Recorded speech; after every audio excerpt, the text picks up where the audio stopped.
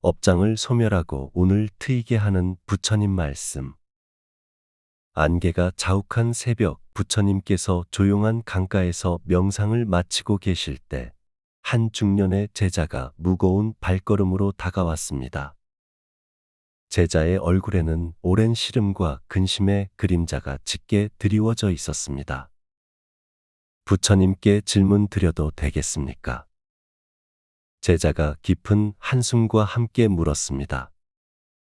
부처님께서는 고요한 미소로 허락의 표시를 하셨습니다. 부처님, 저는 평생 불운에 시달려 왔습니다. 사업마다 실패하고 인간관계는 늘 어긋나며 건강조차 좋지 않습니다.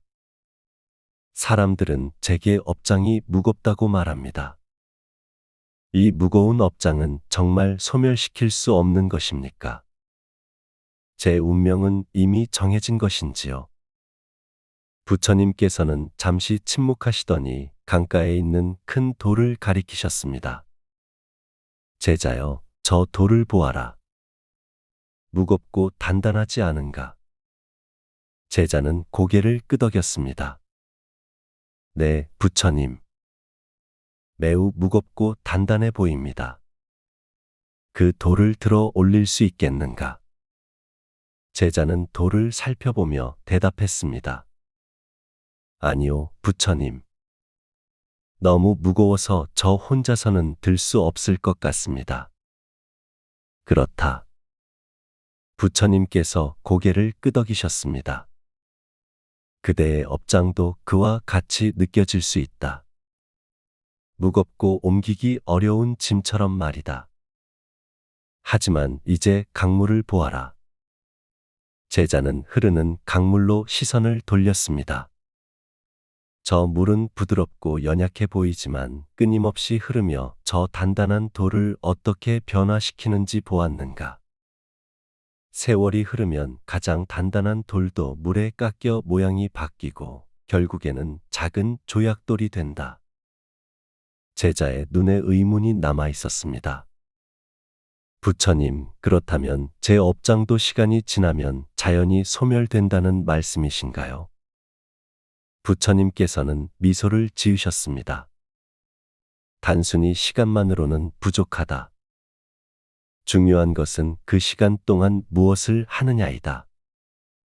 물이 돌을 변화시키는 것은 그저 흘러가기만 해서가 아니라 끊임없이 같은 방향으로 작용하기 때문이다. 업장을 소멸시키는 것도 마찬가지다. 지속적인 선업의 실천과 올바른 알아차림이 필요하다. 현대의 학자들이 신경가소성이라 부르는 연구를 한다고 했다.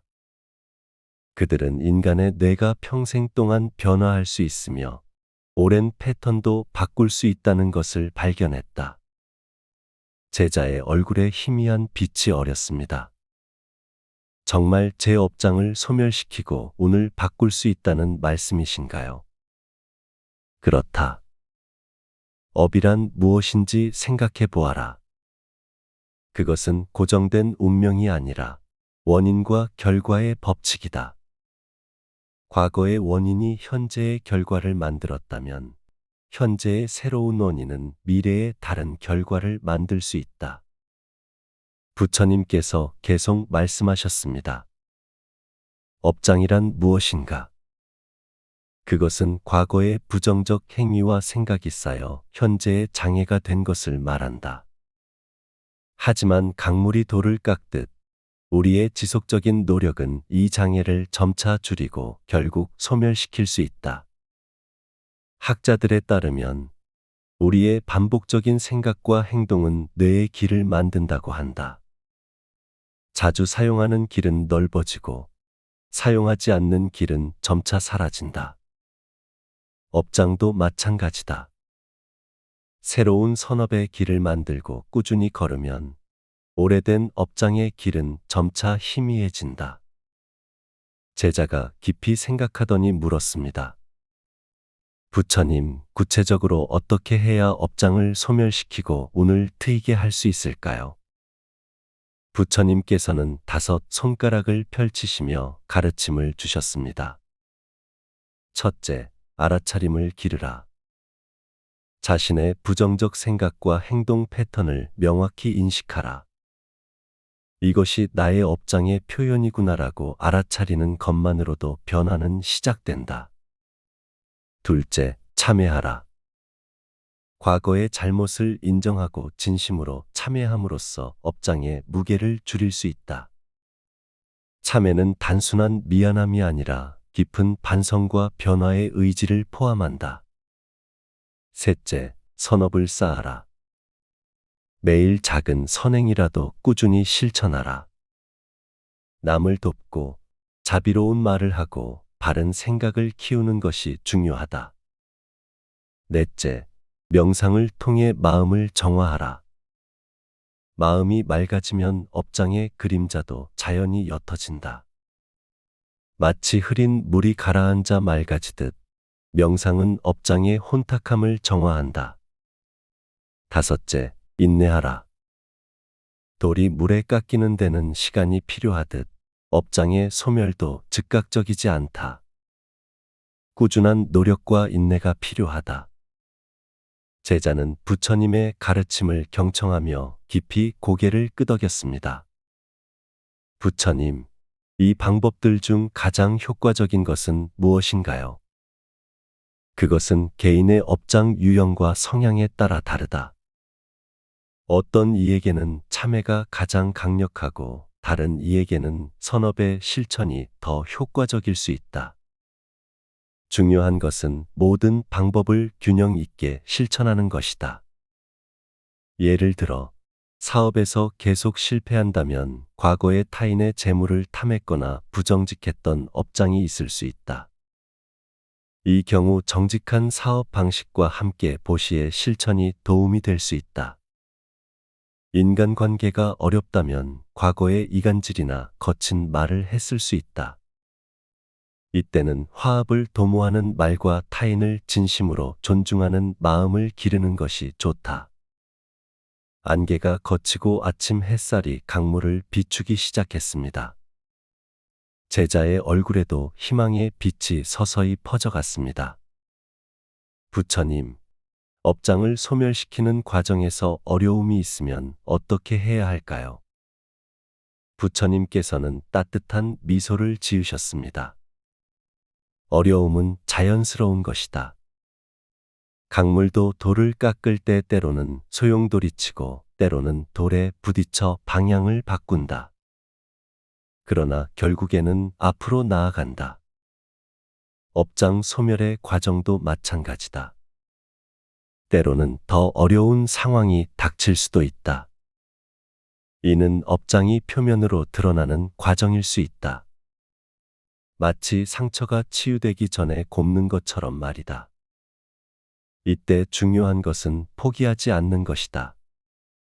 계속해서 선업을 쌓고 알아차림을 유지하며 인내를 가지고 정진하라. 학자들도 뇌의 변화가 2걸음 전진, 1걸음 후퇴의 패턴을 보인다고 말한다. 제자는 강가의 돌을 다시 바라보았습니다.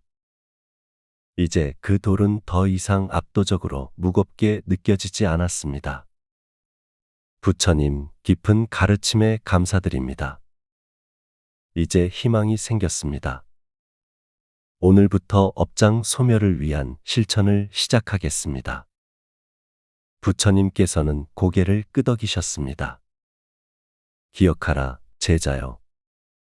가장 무거운 돌도 끊임없는 물방울에 의해 변화된다. 그대의 업장도 지속적인 노력으로 소멸될 수 있다. 그리고 업장이 소멸되면 자연히 운이 트이게 될 것이다. 아침 햇살이 강가를 환하게 비추며 제자는 새로운 결심을 안고 부처님 앞을 떠났습니다. 가을에 선선한 바람이 불던 저녁, 부처님께서는 나무 아래에서 제자들에게 법문을 마치고 계셨습니다. 사람들이 하나둘 자리를 떠날 때 한 중년의 제자가 깊은 고민을 안고 부처님께 다가왔습니다. 존경하는 부처님, 제게 말씀드릴 기회를 주시겠습니까? 제자가 공손히 여쭈었습니다. 부처님께서는 자비로운 눈빛으로 제자를 바라보셨습니다.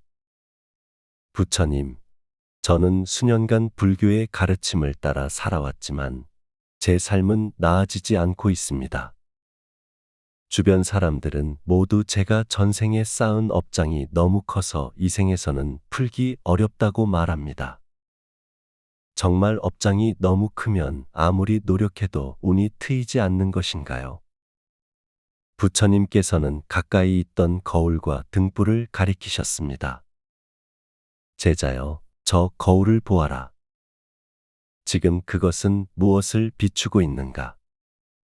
제자가 대답했습니다. 어둠을 비추고 있습니다, 부처님. 방이 어두워 거울에는 희미한 그림자만 보입니다. 그렇다. 이제 등불을 거울 앞에 가져다 놓아 보아라. 제자는 부처님의 말씀대로 등불을 거울 앞에 가져다 놓았습니다. 즉시 거울은 등불의 빛을 반사하여 방 안을 더 밝게 비추었습니다. 어떤 변화가 일어났는가? 거울이 빛을 비추어 방이 더 밝아졌습니다. 부처님. 부처님께서 미소 지으셨습니다. 거울은 그대로인데 단지 앞에 놓인 것이 바뀌었을 뿐이다. 그대의 마음도 이 거울과 같다.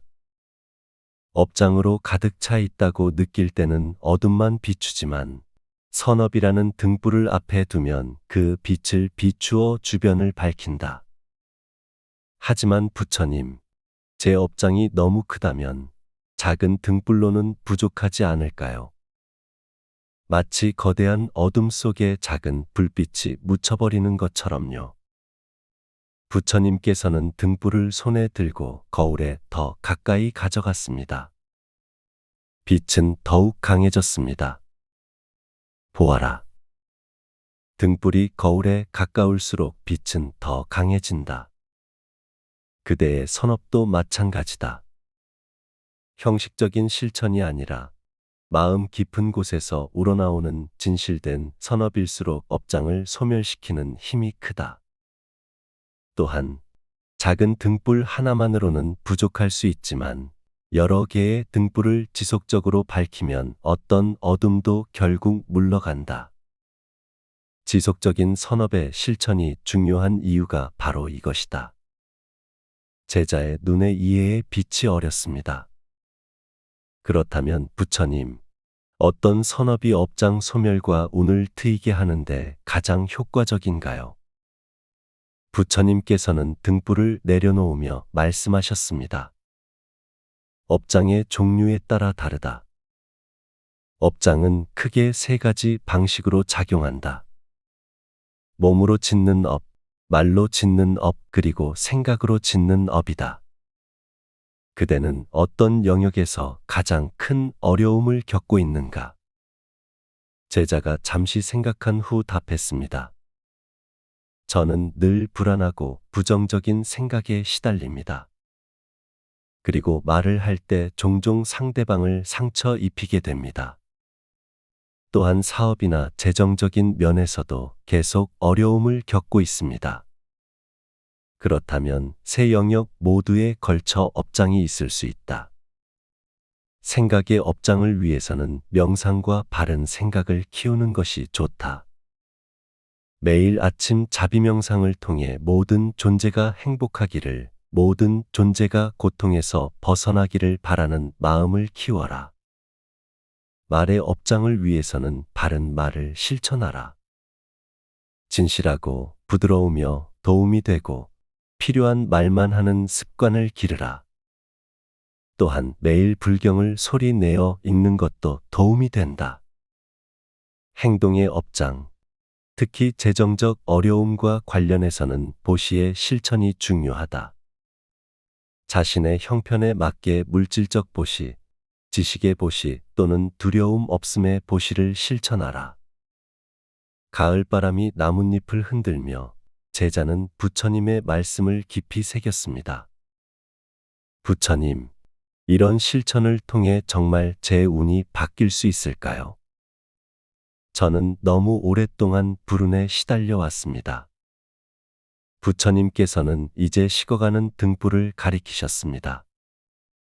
이 등불이 언제 처음 밝혀졌는지 아는가? 제자가 대답했습니다. 아니요, 모릅니다. 하지만 지금 그것이 빛을 내고 있다는 것은 확실하지 않은가? 마찬가지로 그대의 업장이 언제부터 시작되었는지는 중요하지 않다. 중요한 것은 지금 이 순간부터 그것을 변화시킬 수 있다는 사실이다. 운이란 무엇인가? 그것은 외부에 고정된 힘이 아니라 우리 자신의 업의 결실이다. 학자들이 말하는 신경과 소성처럼 우리의 뇌와 마음은 계속해서 변화할 수 있다. 새로운 습관과 패턴을 형성하면 새로운 운도 형성된다. 하지만 기억하라. 이 변화는 보통 단계적으로 일어난다. 먼저 내면의 변화가 시작되고 그 다음 외부 환경이 반응한다. 그러니 당장 눈에 보이는 결과가 없더라도 낙담하지 말라. 제자가 궁금해했습니다. 내면의 변화라면 어떻게 알 수 있을까요? 더 평온함을 느끼고 상황에 대한 반응이 달라지고 작은 것에도 감사할 수 있게 된다. 이런 변화들이 먼저 일어나고 그 다음 외부 상황이 변하기 시작한다. 예를 들어 재정적 어려움이 있다면 먼저 돈에 대한 그대의 태도가 바뀔 것이다. 불안과 집착이 감소하고 지혜로운 판단력이 생길 것이다. 그 다음에야 실제 재정 상황이 개선되기 시작한다. 제자는 깊은 통찰을 얻은 듯 했습니다. 부처님, 업장 소멸과 운의 전환이 서로 연결되어 있다는 말씀이시군요. 그렇다. 그들은 동전의 양면과 같다. 업장이 소멸되면 자연히 운이 트인다. 마치 구름이 걷히면 이미 그곳에 있던 태양이 드러나는 것과 같다. 등불이 깜빡이다 꺼지려 할 때 제자가 빠르게 다시 기름을 채워 넣었습니다. 등불은 다시 밝게 빛났습니다. 보아라. 부처님께서 말씀하셨습니다. 그대가 방금 한 행동처럼 우리의 선업도 지속적으로 채워져야 한다. 한 번의 노력으로 영원한 빛을 기대해서는 안 된다. 매일 작은 선업을 쌓고 정기적으로 마음을 정화하며 바른 알아차림을 유지하라. 이것이 업장을 소멸하고 운을 트이게 하는 길이다. 제자는 깊은 존경심으로 합장했습니다. 부처님의 가르침에 깊이 감사드립니다. 이제 등불을 밝히는 방법을 알았으니 꾸준히 실천하겠습니다. 기억하라, 제자여. 부처님께서 마지막으로 말씀하셨습니다. 가장 오래된 업장도 현재의 지속적인 노력으로 변화될 수 있다. 거울이 빛을 반사하듯 그대의 마음도 선업의 빛을 비추게 될 것이다. 그때 그대의 운명도 함께 밝아질 것이다.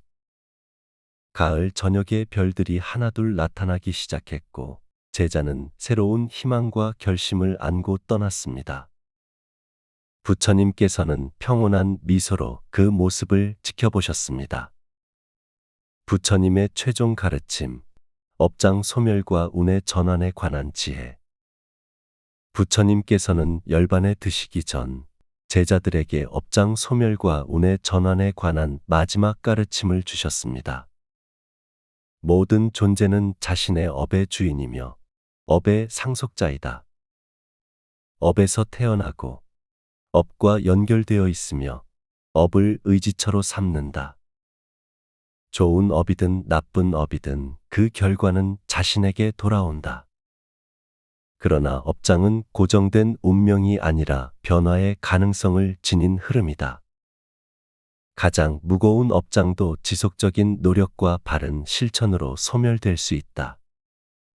마치 강물이 돌을 깎고 등불이 어둠을 밝히듯 그대들의 선업은 업장의 무게를 줄이고 운명의 흐름을 바꿀 수 있다.